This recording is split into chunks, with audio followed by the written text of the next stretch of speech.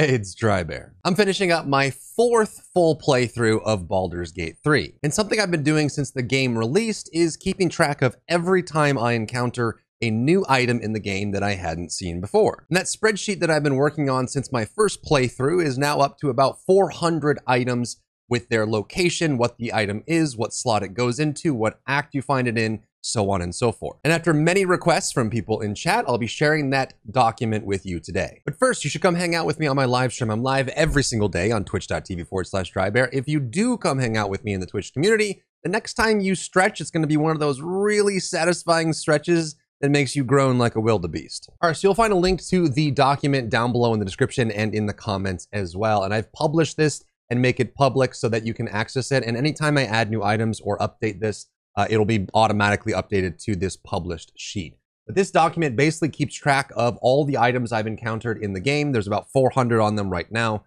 Long swords, maces, quarterstaffs, potions, permanent upgrades from different interactions, rings, amulets, shields, armor of different types. And I've sorted them by their type as well. If you're looking for caster robes or monk robes or medium armor, light armor, heavy armor, boots that have specific armor benefits, things that have crit bonuses, things that don't, things that have abilities on long rest, on short rest, whether they have weapon enchantments, so on and so forth. So I'm not going to claim that this is the exhaustive list. This is just everything that I've encountered in 4 playthroughs. It doesn't mean that it has every item ever. There's definitely things that I've missed. The game is absolutely massive.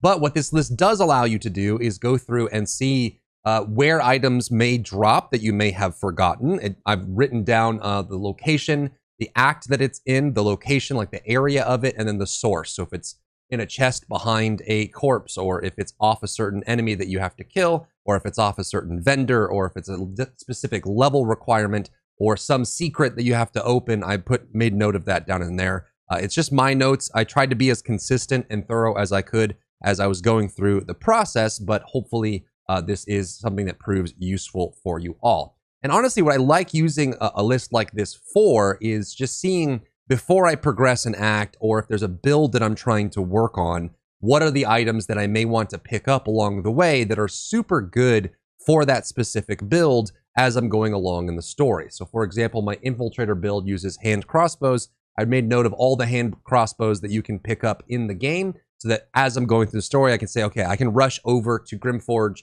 or I can rush over to the hyenas or the gnolls, or I can rush over to the druid grove and pick up a hand crossbow there. There's also specific rings that may give you stat bonuses or proficiencies, or they may even give you abilities, right? There's some rings that give you invisibility, or maybe if you're going from the Underdark into the Shadowed Lands, you may want to pick up light so you can keep yourself blessed. Maybe you need daylight for specific monsters or monstrosities that you are facing, or maybe that you know that if you're planning for like super late game, you know you're going to be facing off against enemies that do a specific type of damage, you can pick up those benefits as well.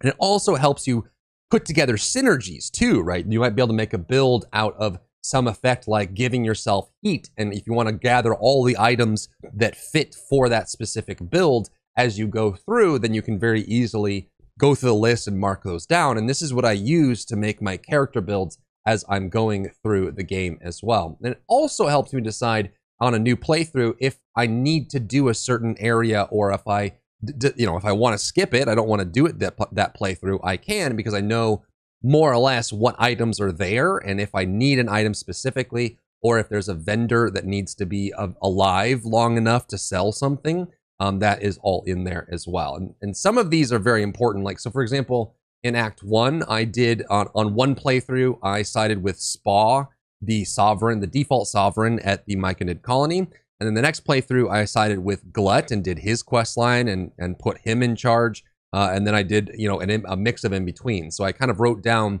which ones, like what would you get if you did this path versus the other path, what items come from killing characters versus letting them live, and where those specific things drop as well. So I like using this just for that process of getting in there. And I will be adding on to this. If there's things that you guys are looking for out of this list, I'd be happy to update it for as long as I am maintaining it.